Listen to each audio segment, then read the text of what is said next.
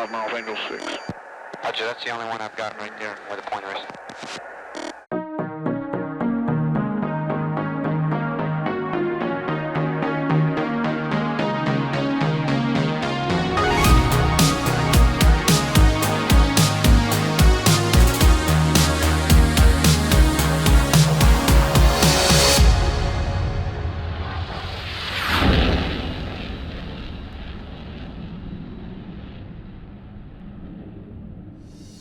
In this week's DCS SITREP, we look at the Sinai Map, which was released last week, and the F-16 and F-18 radars, which are receiving updates from Eagle Dynamics.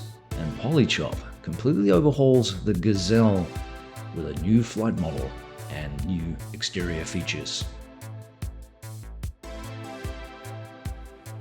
Well, welcome back to the DCS SITREP. I'm your host, Prickly Hedgehog, and yes, last week we finally got the brand new Sinai Map, which I hope you enjoy. It is a fantastic map. According to the blurb here by Eagle Dynamics, this new territory includes the entire Sinai Peninsula, eastern Egypt, the Nile Delta, southern Israel, western Jordan, and portions of Saudi Arabia. It also includes the Gaza Strip and the West Bank. The total size of the map is 1,500 by 1,000 kilometers. And the detailed section is 700 by 700 kilometers. This is the first phase of the map, and later phases will be added, which will include additional details such as airfields and other map content, so stay tuned. Obviously, there's a tremendous amount of history with this particular map. In modern times, it is associated with the Arab-Israeli wars, during which it was repeatedly the subject of disputes. These include the Suez Canal crisis of 1956, the Six-Day War of 1967, and the Yom Kippur War of 1973. The Eagle Dynamics team hope you enjoy the map, and I intend to do some history of those conflicts over the course of this year as time allows. Now, furthering on from the initial blurb, Eagle Dynamics reminds us here that the map contains numerous military bases and strategic seaports, including emplacements for air defense systems and helipads.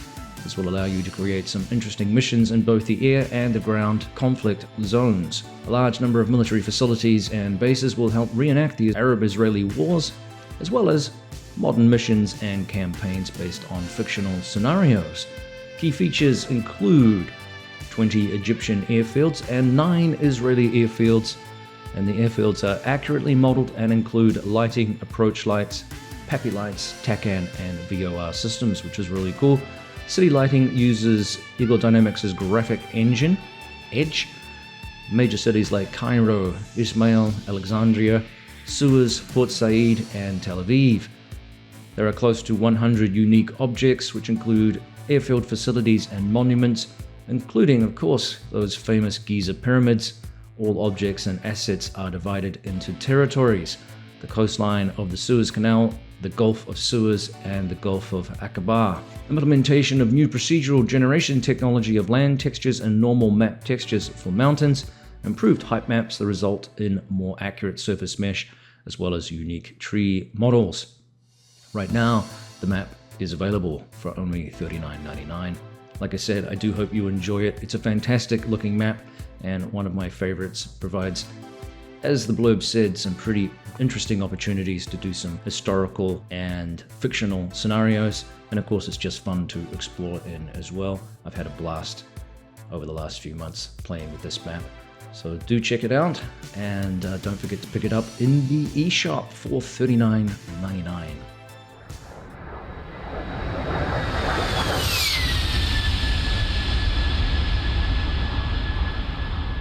Well, we talked about radar here, and both the F-16C and F-18C radars are undergoing significant refactoring to provide a more accurate and realistic accounting of their direction capabilities. This includes a wide array of real-world factors that were previously unaccounted for. This first radar white paper, produced by Eagle Dynamics, which was available for download in the newsletter. I'll put a link to it if I can find it in the description below for you, but it discusses the new modeling logic of the F-18C radar. A later radar white paper will discuss the F-16C radar and how the team calculate its detection capabilities. The long and the short of it is that Eagle Dynamics has a little bit more information with which to calculate and or guesstimate the radar's ability to detect objects at range. It's pretty sophisticated stuff, and they admit in the white paper that not all of the data that they need is available due to a lack of information or public information on these complex radar systems. Nonetheless, with the information that they have, they're able to do some refactoring, as I said, based on known parameters and guesstimates to still provide some realism or more realism than we currently have. I had speculated last week that this new update perhaps was influenced by the work done by the RASBAM team on the F-15E radar, which is of course an absolute monster and can detect objects from considerable ranges. It also features that highly realistic and highly detailed air-to-ground radar system, which is capable of overlapping images to create a better battlefield picture for the Wizzo and or pilot looking to pulverize ground targets.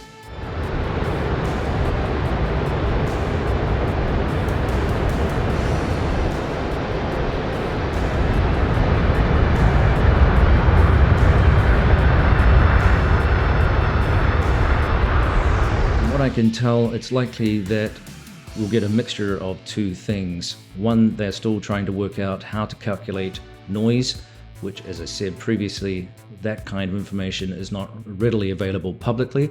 In other words, how do these radars filter out noise and background noise? So you will get twofold issues, I think. One will be that it is still capable of detecting objects, but there may be more realism in terms of user interaction to get the best out of the radar, where targets are trying to avoid being detected by using ground clutter or other forms of beaming against the radar to avoid detection. So it's going to be interesting to see how the team unravels all of that with these very complex calculations. This deep dive, if you like, that they are having into the system gives you some idea of the work going on in the background and why this is a very, very sophisticated simulator, much more so than what we see in Microsoft Flight Simulator for similar aircraft that are built for that particular platform.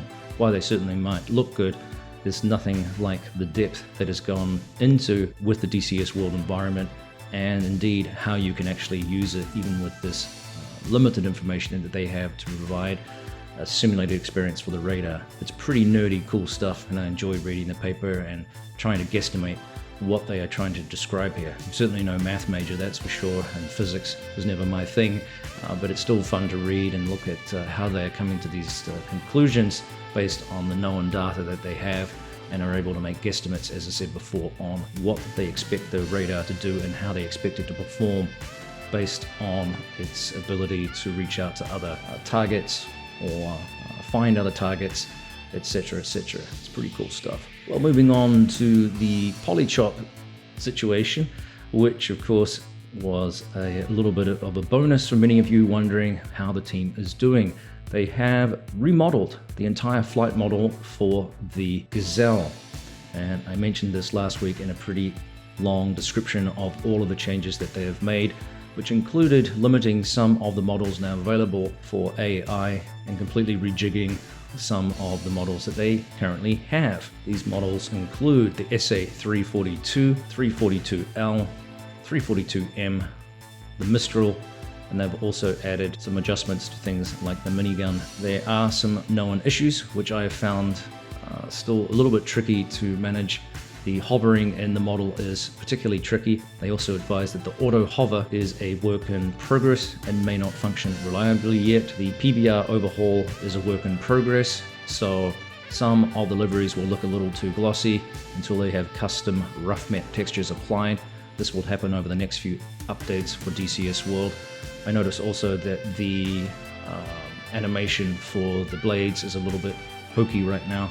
And they also describe that their Mistral missile has been replaced by EDs, which is susceptible to flares, apparently. So there's a lot going on with this particular model, but I think most of you have expressed great delight in the work that's been done on this as a positive step to show that Polychop is still in business, and are hoping to see more work, of course, and more information about that amazing Kiowa, which we're still waiting for.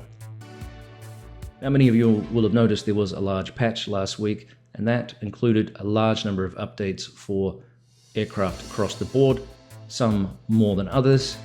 The Apache, for example, now has windshield wipers that can clear raindrops, and they also did more work on the George AI, which was doing maneuvers which were not predictable and almost deadly, apparently. They've also included some instant action missions for the Sinai map as well. That extended also to the F-18 and the F-16, among many, many other things. Several of the campaigns also received fixes as a result of this patch and ongoing work.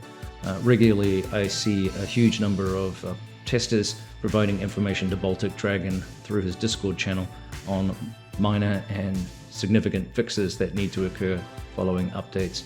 It's a constant work in progress for these poor campaign and mission designers. Not something that I'd be willing to do. Looks like a heck of a lot of work, and I have to congratulate them for the work that they have done on all of these campaigns. Baltic Dragon, Reflected Simulations, two of the bigger campaign makers, but all of the campaign makers who do this work, it's a lot of work to produce them, but then also make sure that they keep up to date. So we're talking here, just as an example of the campaigns that have received fixes, the Enemy Within 3 campaign by Baltic Dragon, Flaming Sunrise campaign by Sandman Simulations, the Raven 1 campaign by Baltic Dragon, and the Inherent Resolve campaign by Looking Glass. So there's a lot of stuff that goes on behind the scenes that keeps these teams busy as the game evolves and progresses. Not to mention, of course, the work that ED's doing on the core engine with multi-threading, which is a massive work in progress, I understand, and sometimes I suspect could be the reason why we have some issues with updates and fixes and progression of certain aircraft, including new modules. That is a little bit of a guess there. Now, one aircraft that did impress me was the F-14 this week. I took it out for a little bit of a spin following the updates that Heat Blur talked about, and that was the overhaul phase 1 of the ground handling and suspension systems that they have. This week they mentioned that they have done more. Phase 2 is the category of which they have placed it into, and this saw significant suspension and ground handling qualities, increased brake torque, adjusted the Neil actuator rate, and completely redone strut forces and dynamics. They've also adjusted the Neil spring energy, among many others. One of the things I really enjoyed was the minor tweaks to the buffeting and sort of visual and audible cues that you can hear when you are moving this aircraft through the sky. It feels very, very solid at around 400, 450 knots. And I was just mucking around the other night in the Marianas, testing out some stuff that Mike Manazza, which you saw on Ward Carroll's channel recently, discussing how to get the best out of the turn rate for the aircraft during BFM type engagements or just learning to fly the aircraft. And definitely it feels really, really solid getting those level turns, a little bit of nose down as you're trying to pull the aircraft around. There definitely seems to me to be a little bit more feedback in that area. So I'm really excited with what Heat Blur is doing there. And that's a module I think I'm going to have to go back and spend more time discussing and demonstrating the work that they have done, because it is a really solid looking module right now, and it always has been, but I'm just really impressed with what they've got going on right now. And of course I have continued to play with the F-15E. It is an aircraft that I'm still enjoying, still spending a lot of time learning, and have gone back over after reading the manual, spending a little bit of time flying with it, then looking back at Notso's videos, which have been coming out over the last several months, discussing some of the features of the aircraft and how to use some of those features. And those things are making a lot more sense to me now in retrospect, which has been very, very helpful. So I would encourage you to go check those out, especially once the aircraft is released. Those will be go-to videos for you if you're looking for accurate information on how to use some of these systems. Some of them are pretty long, some of them are pretty involved, but they are very, very helpful as a SME, if you like, or a community SME for this module. That would be the go-to place, because that's where I'm getting my information from, in addition to other sources that I'm using right now.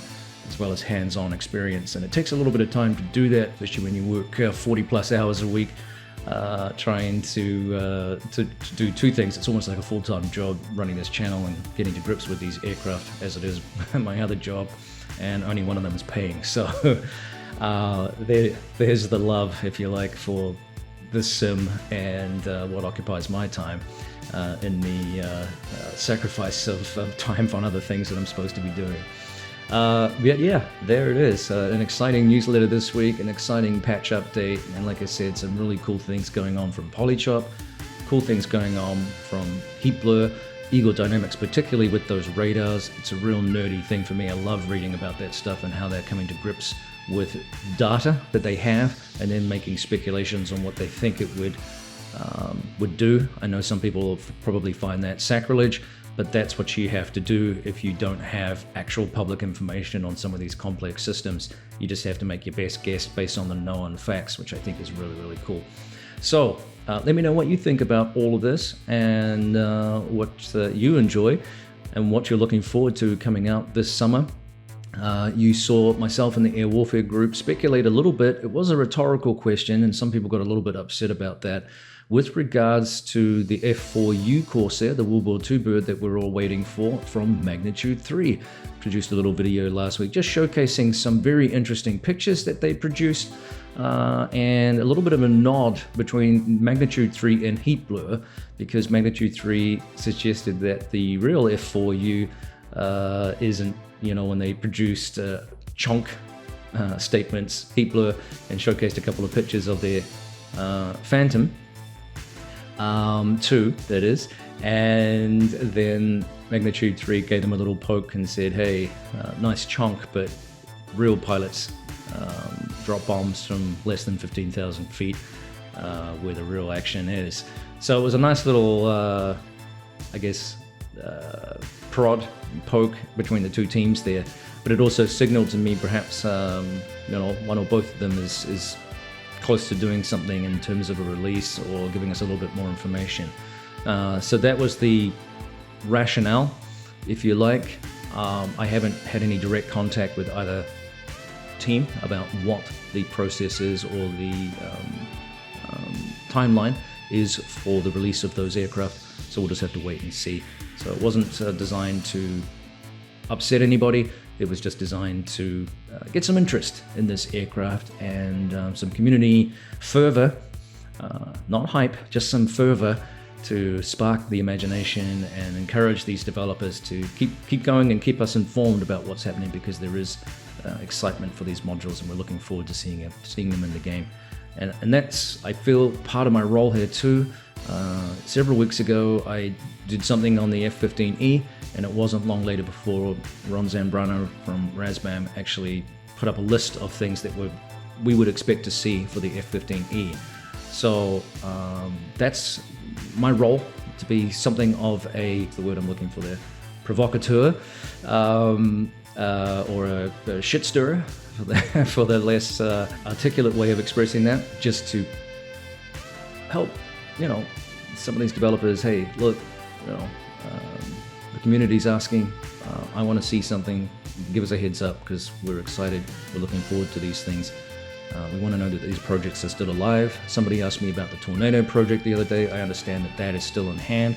Of course, they haven't really done a whole lot of updates.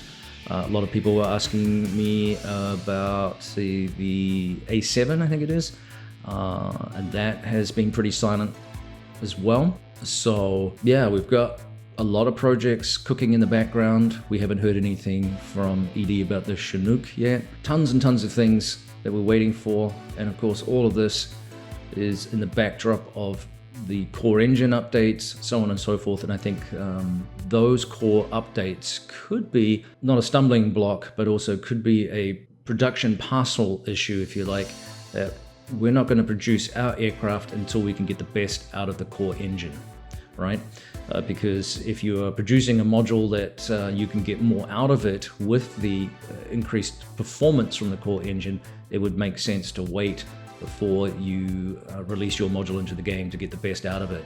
If it means that the module is a little bit more playable, or you can increase the polygon count, or whatever else it is, to divvy up resources. And this was discussed with, I saw somebody ask this about the radar that we saw. Oh yeah, that was the other thing. The Heat Blue showcased a little radar with the Phantom 2 as well.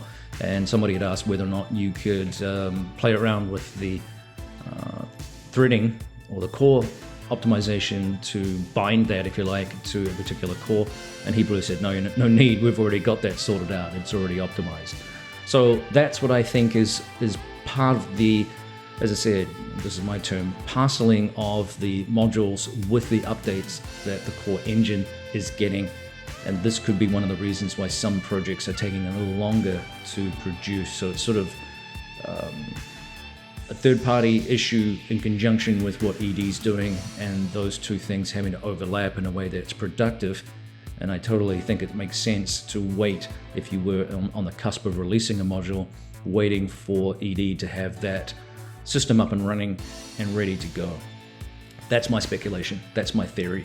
Well, let me know what you think of that and anything else in the video today. And I do hope you've enjoyed the Sinai map, and I do hope you are enjoying the Gazelle updates. Let me know in the comment section below. This is Prickly Hedgehog out. We'll see you next time on the DCS SITREP. See you.